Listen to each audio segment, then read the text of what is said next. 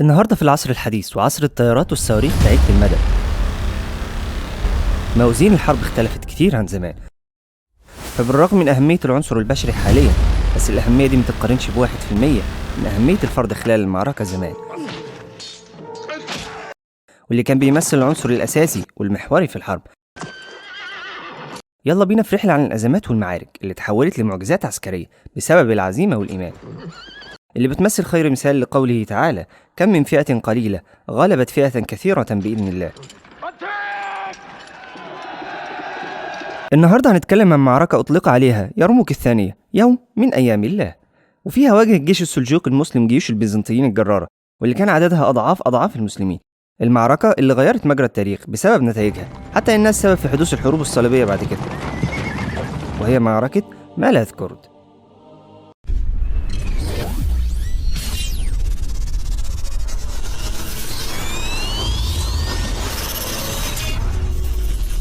قبل ما نتكلم عن المعركة خلينا نعرف مين هم السلاجقة، وعشان نتكلم عن التاريخ السلجوقي عندنا 3 شخصيات مهمة. أولهم سلجوق ابن دقاق، واللي تنسب إليه الدولة السلجوقية، وكان من أصول الأغور التركية اللي كانت بتسكن في منطقة تركستان. ومع ازدياد نفوذ السلاجقة واللي يعتبر تهديد للدولة الغزنوية بتقع في بلاد فارس والهند، هنا بيجي دور الشخصية الثانية طغرل بيك حفيد سلجوق ابن الدقاق، واللي استطاع التوغل في الدولة الغزنوية وجلس على عرش الملك مسعود الغزنوي في عام 429 هجري، وده يعتبر التأسيس الفعلي لدولة السلاجقة. الانتصار اللي حققه طغرل بيك أدى لحدوث صدام تاني، وده بسبب قلق الملك الغزنوي من توسع الدولة السلجوقية، وقرر انه يتجه بجيشه نحو عام 431 هجري، وفي معركة سميت بدندنقاق واللي انتصر فيها السلاجقة. وبعد ما كانوا مجرد دولة ناشئة أصبحوا من أكبر دول العالم الإسلامي في الشرق. بعد الانتصارات دي قام طغرل بيك بالتوجه نحو الدولة البيزنطية، ونجح فعلا انه يوقف الزحف البيزنطي بعد ما كانوا سيطر السلجوقيين على مدينة آني، واللي كانت تقع على خط الاحتجاج بين الدولتين، واستطاع بأنه يغنم غنائم كتيرة وأسر أكتر من 100,000 بيزنطي، ورجع بعدها عاصمة دولته الري. بعدها قام طغرل بيك بالتخلص من الدولة البيوهية الشيعية اللي كانت بتسيطر على عاصمة الخلافة العباسية بغداد، وده كان بعد تواصل الخليفة العباسي القائم بأمر الله مع طغرل بيك، وبالفعل دخلها في رمضان 447 هجري، وأقر بالمذهب السني للبلاد. وفي عام 455 هجريا توفاه الله، ولأن ما كانش ليه ولد يخلفه وقع الاختيار على ابن أخيه القائد الشجاع ألب أرسلان، ثالث شخصية معانا وقائد معركة مالاذ كورد. ألب أرسلان اللي يعرف سيرته هيعرف انه نشأ في ظروف صعبة أثناء فترة تأسيس الدولة السلجوقية، وده اللي خلاه القائد الحكيم اللي كان حلمه يجمع العالم الإسلامي تحت مظلة الحكم العباسي السني، وده كان بعد ما انشق دول كتير عنها زي الدولة الفاطمية في مصر. وخلال السنة الأولى من حكمه قضى على الفتن والثورات اللي ظهرت، وفي السنة الثانية مباشرة من حكمه نظم الحملات العسكرية، حملة أرسلها إلى الأراضي البيزنطية وقاد حملة بنفسه باتجاه جورجيا، وكان الهدف من الحملات دي انه يطوق الأراضي البيزنطية ويقدر يشن الغارات عليها من جميع الجهات. على الجانب الآخر قرر الإمبراطور الجديد رومانوس ديوجين الخروج في حملة عسكرية عام 1068 ميلادي، وجهز جيش ضخم من الجنود اللي بيثق فيهم، وضاعف الأعداد دي عن طريق الجنود المرتزقة، واتجه ناحية الشام. وكان غرضه بالحركة دي إنه يتخلص من القيادات المحيطة بيه من أصحاب النفوذ في القصر اللي ما تقبلوش بيه كإمبراطور للدولة البيزنطية، فلو رجع منتصر كده يبقى ثبت حكمه في البلاد. وكان نتيجة الحملة دي إنه دخل بالجيش البيزنطي واقتحم مدينة منبك في وقت قصير، واستولى على القلاع المحيطة، وبكده استطاع رومانوس إبعاد السلاجقة لشرق الفرات ونفذ المجازر والقتل في أهل الشام. قرر رومانوس العودة لدولته بسبب حدوث مجاعات في المنطقة، وإنه يرجع السنة اللي جاية يكمل الحملة. ممكن ما نعتبرش الانتصار اللي حققه رومانوس بالإنجاز المبهر، لأن ده ما كانش مراده، وحتى الأراضي دي استطاع السلاجقة الاستيلاء عليها بعد كده، بس الإنجاز هنا بالجيش الضخم اللي قدر يجمعه وجعله تحت قيادته.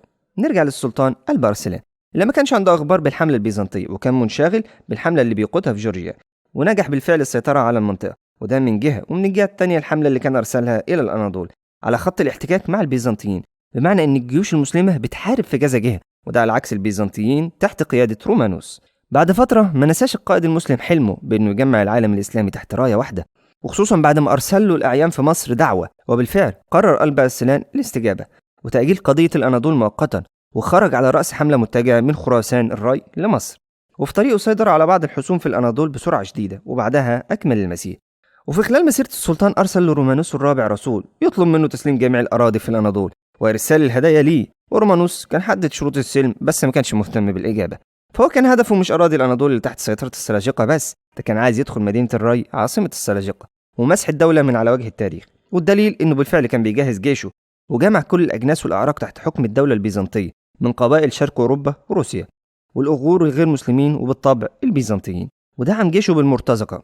اختلفت المصادر عن الحجم الهائل للجيش واللي بتتراوح من 200 ألف ل 300 وحتى 600 ألف مقاتل مدرب ومجهز بالعتاد الكامل في بعض المصادر، لكن أغلب الظن إن الجيش البيزنطي كان عدده 200 ألف جندي زي ما ذكر في مصادر كتيرة. أخبار الجيش البيزنطي ما كانتش وصلت قلب أرسلان، وكان مازال القرار صعب، فأي قرار هياخده كان هيبقى مصيري، وكان بيفكر ما بين إنه يواجه رومانوس وبكده يخسر حلمه بتوحيد العالم الإسلامي، أو إنه يروح لمصر وبكده يكون خسر الأناضول. الوقت كان بيمر ولازم ياخد قرار، وخصوصا بعد ما عرف إن رومانوس بيتقدم بجيشه اتجاه أرزوم. وكان القرار الغريب إنه أرسل معظم جيشه لمصر واتجه ب4000 جندي فقط نحو الجيش البيزنطي. قرار لعلم العسكريين بحكمة قلب أرسلان اللي قالوا عنه إنه اتجنن. كانت خطة قلب أرسلان إنه أرسل الرسل للمحاربين في الأناضول لينضموا ليه ويجهز جيش اللي يقدر يواجه بيه رومانوس. كانت الأخبار وصل بالفعل لرومانوس إن قلب أرسلان خرج مع عدد قليل من الجنود، فقرر رومانوس إنه يرتاح شوية واعتبرها الفرصة عشان يبدأ يتخلص من بعض القادة اللي ما كانش بيثق فيهم، وقام بتسريحهم هم والكتائب بتاعتهم من الجيش بحجة تعبهم خلال الحملة. وبالرغم من كده ما زال عدد الجيش ضخم جدا. على الجانب الآخر بدأ المحاربين القادمين من الأناضول الانضمام لقلب أرسلان، وهنا برضو اختلفت المصادر في عدد جيش المسلمين، واللي ذكر في أغلب المصادر الحديثة إن عددهم يتراوح ما بين 15 ل 30 ألف جندي، واللي ما زال عدد قليل جدا مقارنة بجيش رومانوس. وقتها وصلت أخبار أعداد الجيوش الضخمة لقلب أرسلان، وعرف بوجود القوة المتمركزة غرب بحيرة فال، فاتفاجأ جدا وما كانش متوقع العدد يكون كبير بالشكل ده. قلب أرسلان كان عارف إنه محتاج الوقت لسه عشان يقدر يجمع الجيش الكافي، ففكر إنه يطلب هدنة من رومانوس، بس عشان يطلبها كان محتاج يكون في موقف قوة. فقرر قلب أرسلان إنه لازم يهجم على الحامية العسكرية المتمركزة غرب البحيرة، واللي كان عددهم وصل ل 20 ألف جندي من الروس. وتحرك قلب أرسلان بجيشه اتجاههم في سرية، واستخدم معاهم أسلوب الهجمات المفاجئة والغارات وحرق الخيم. نوع الحرب ده كان ناجح فيه السلاجقة لأن سرعتهم ما كانش ممكن العدو يجاريهم فيه، وده بسبب إن الجيش السلجوقي كان دروعه ولبسه أكتر خفة من الجيش البيزنطي، وده منح السرعة الرهيبة اللي مكنته اختراق القوات وهزيمتهم. وفر الجنود البيزنطيين فعلا في اتجاه القسطنطينية بعيد عن أرض المعركة. وصلت أخبار الهزيمة رومانوس، وعلم إن جنود قلب أرسلان قريبين منه، وكان وصل الرسول من قلب أرسلان لرومانوس عشان يتفاوض مع رومانوس. ولكن على غير المتوقع سخر رومانوس من محتوى الرسالة وبلغ الرسول إن الصبح هيكون في مدينة الراي كإشارة على تصميمه على الحرب واحتلال عاصمتهم. ما كانش فيه أي خيار تاني غير الموت، فقام قلب أرسلان بتثبيت خيمته على سهل ملاسكورد.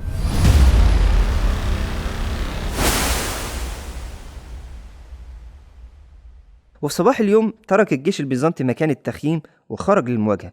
كان الجيشين على أرض المعركة في وضع الاستعداد، فالجيش البيزنطي كان متقسم ل4 مجموعات: المنتصف وكان بيقود رومانوس بنفسه، والميمنة وقائدها ثيودور، والميسرة وقائدها برنس. ووضح القسم الرابع كقوة احتياطية في مؤخرة الجيش لتأمين تراجعهم في حالة الانسحاب، ودي كانت تحت قيادة أندورنيكس دوكس اللي كان مع خلاف مع رومانوس.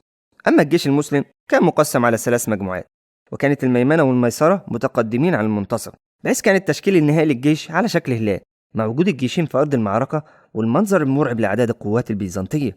شعر إمام المسلمين أبو النصر محمد بن عبد الملك البخاري بما يدور في صدر القائد المسلم، فبدأ يقوم من عزيمته وقال له: إنك تقاتل عن دين وعد الله بنصره وإظهاره على سائر الأديان، ولعل الله أن يكون قد كتب هذا الفتح باسمك وعلى يدك. فضل الجيش في أرض المعركة والصمت يخيم على المكان، وكان قلب أرسلان منتظر في مكانه. ولما وجد رومانوس إن الجيوش المسلمة مش بتقوم بأي مناورة فضل محافظ على وضعيته هو كمان، وكان الكل بيسأل مين أول طرف هيكسر الصمت ده. وكان كل الجنود بيفضلوا القتال على الانتظار من شدة التوتر في الطرفين. ومع مرور الوقت وبدء حلول الظلام قرر رومانوس التراجع للمعسكر لأنه ظن إن قلب أرسلان خائف من القتال ومش هيقوم بأي مناورة اليوم ده. ومع التراجع قرر القائد المسلم الهجوم فورا، وبدأ السهام تسقط على البيزنطيين من كل الجهات. واستمر الجيش المسلم في الهجوم والانسحاب طوال الليل عشان يمنعوا الجيش البيزنطي من الراحة. رومانوس في الوقت ده كان بيحاول تجميع الجيش ويقلل الخسائر الممكنة، بس كان في ذهن قلب أرسلان تنفيذ خطة أخرى أثناء الهجوم، هو إنه أمر مجموعة من جيشه أثناء الليل إنهم يتواصلوا مع الجنود الأغور الغير مسلمة المتواجدة في الجيش البيزنطي، وفعلا نجحوا في ضمهم لمعسكر المسلمين. الأمر اللي جعل رومانوس يشعر بالجنون بعد ما عرف الخبر، وفورا استدعى قساوسة عشان يرفعوا من عزيمة الجنود ويذكروا من حربهم من أجل العالم المسيحي، وبكده ينتهي اليوم الأول من المعركة.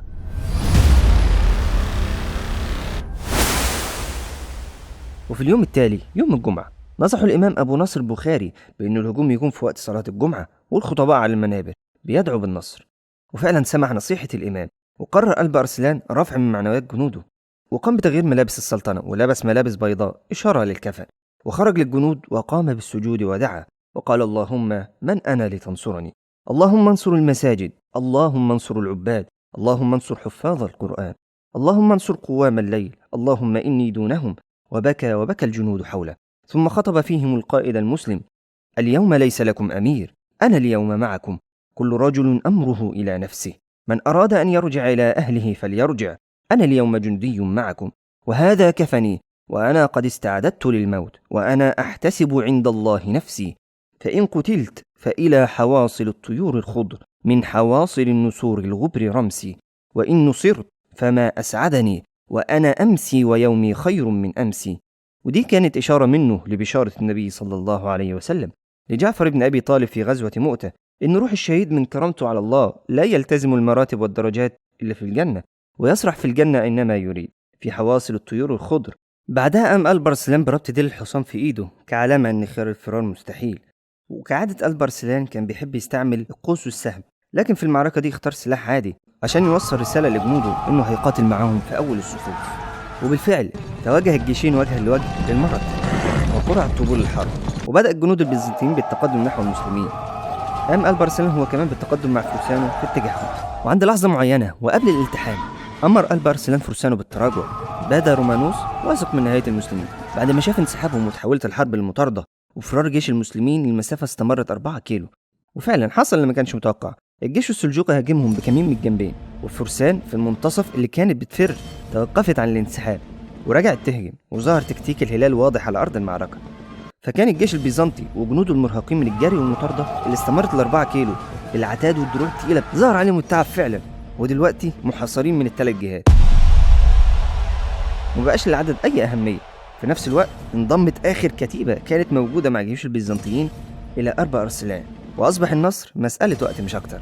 بس رومانوس قائد ذكي حاول يجمع جيشه مرة تانية ويستمر في صد الهجمات، وقدر يستغل الظروف الجوية اللي حصلت بعد فترة قصيرة واللي ليها أثر كبير على الجنود، وكانت درجة الحرارة مرتفعة صعب القتال على الطرفين بيها، والدخان والغبار اللي سببوا الخيول في أرض المعركة غطى السهل كله. والأمر ما انتهاش عند كده، في الوقت ده هبت رياح عملت مشكلة للسلاجقة واللي فقدوا مجال الرؤية بشكل كامل، وبالتالي فقدوا مهارتهم في المناورة السريعة اللي بيتميزوا بيها. فانتهز رومانوس الفرصة واستطاع التخلص من الفوضى اللي حصلت في جيشه، وأمر الجنود برد الهجوم بشكل منظم على السلاجقة، والمعركة اتقلبت في موازينها في دقائق بسيطة، واستمر الضغط والتراجع في المنتصف حتى إن البيزنطيين سيطروا على معسكر السلاجقة والخيام بتاعتهم. بس الرياح تغير اتجاهها تاني بفضل من ربنا، وانفتح الطريق أمام السلاجقة للضغط على البيزنطيين. وتفاجئ رومانوس وقتها بكم الخسائر اللي حصلت في وسط جانب الجيش. وقتها قرر رومانوس الانسحاب للمعسكر البيزنطي لتنظيم الصفوف واكمال المعركه في اليوم التالي، وامر اندورنوكس دوكس في الخلف انه يؤمن مؤخره الجيش اثناء التراجع. لكن اندورنوكس رفض الاوامر وانسحب بالقوات بعيد عن ارض المعركه، واثناء امر التراجع حصل خلل في ميمنه الجيش. امر الانسحاب اللي قاله رومانوس اتفهم غلط بسبب ان الجيش كان من بلاد مختلفه واغلبه مرتزقه، فظنوا انه بيأمرهم بالهروب مش بالانسحاب المنظم. وبدأت القوات المرهقة تهرب من أرض المعركة، وانتشرت الفوضى وشاع مقتل الإمبراطور رومانوس. وقدر ألبرسلان يستغل الفرصة وأمر جنوده تكثيف الهجوم، وقضى الفرسان السلجوقيين على ميمنة البيزنطيين. وبالرغم من مقاومة الميسرة إلا أنها سقطت وهرب عدد كبير من فرسانها. في نفس الوقت كان بيعاني رومانوس في المنتصف بسبب هجوم ألبرسلان عليه، وانتهز ميمنة وميسرة الجيش المسلم الفرصة وأحاطوا بالبيزنطيين في المنتصف، وبدأوا في ذبح الجنود واحد ورا التاني. رومانوس كان مشكل كتيبة حراسة خاصة من الفايكنج لحماية الإمبراطور لأنه ضامن ولائهم ليه وقوتهم، بس مجرد ما أحاط بيهم المسلمين أبدوهم كلهم. رومانوس أول ما شاف جنوده المخلصين بيذبحوا قدام عينه هرب، بس جندي مسلم أسره في الغابة وهو بيحاول يهرب، وانتهت المعركة لصالح المسلمين. ولما أحضر رومانوس أمام ألبرسلان كان التاريخ بيشهد لأول مرة أسر إمبراطور بيزنطي، ويقال إن السلطان سأله كان هيعمل فيه إيه لو كان هو الأسير مكانه، فقال رومانوس إنه كان هيفعل كل شيء قبيح. فسأله تاني تفتكر ماذا أنا فاعل بك؟ فأخبره إنك هتقتلني أو هتاخدني أسير ذليل لبلاد الشام، والأبعد إنه يعفو عنه ويقبل الأموال كدية وتعويض. فأخبره قلب أرسلان إن دي فعلا رغبته من الأول، وفعلا عامله باحترام وأطلق سراحه بعد تعهد رومانوس بدفع فدية 1.5 مليون دينار حالا و350 دينار جزية سنوية. واتفق أيضا التخلي عن المدن زي الرها وملاذ كورد وأنتيوخ وهدنة لمدة 50 عام مع التحالف، وتزويج ابن قلب أرسلان لابنته. ورجع رومانوس لبلاده فوجد إن عائلة دوكس خططت الانقلاب ضده وإزالة اسمه من سجلات الحكم، فقام رومانوس بشن 3 معارك ضدهم لاستعادة الحكم، لكنه هزم وأصيب إصابة أدت لوفاته. وهنا انتهت معركة ملات كورد اللي تعتبر من أهم المعارك الإسلامية في التاريخ، واللي كبدت البيزنطيين خسائر معنوية ومادية كبيرة بسبب التخبط والنزاع لحدوث حرب أهلية استهلكت موارد الدولة وفتحت الضعف اللي نشأ في الدولة البيزنطية لفتح القسطنطينية بعد عام 857 هجري. وعشان كده اعتبرها المؤرخ جولس نوريتش في كتاب The Short History of Byzantium إن معركة ملاذ كورد كانت أكبر كارثة عانت منها الدولة البيزنطية خلال 7 قرون ونص من تواجدها. وبالرغم برضو من الصراعات والتخبط في الدولة البيزنطية إلا إن أرسلان احترم المعاهدة ولم يستغل الفرصة وهاجم على البيزنطيين، وتوفي رحمه الله عام 456 هجري، يعني بعد المعركة بعام واحد فقط. وبكده تكون خلصت حلقة عن معركة مهمة في التاريخ الإسلامي. لو عجبتكم الحلقة ما تنسوش تدعمونا بلايك وشير، واكتب لنا في الكومنتات تحت نتكلم عن ايه المرة الجاية. لو معدي لأول مرة ما تنساش تدوس اشتراك وتفعل الجرس. بس كده، سلام عليكم.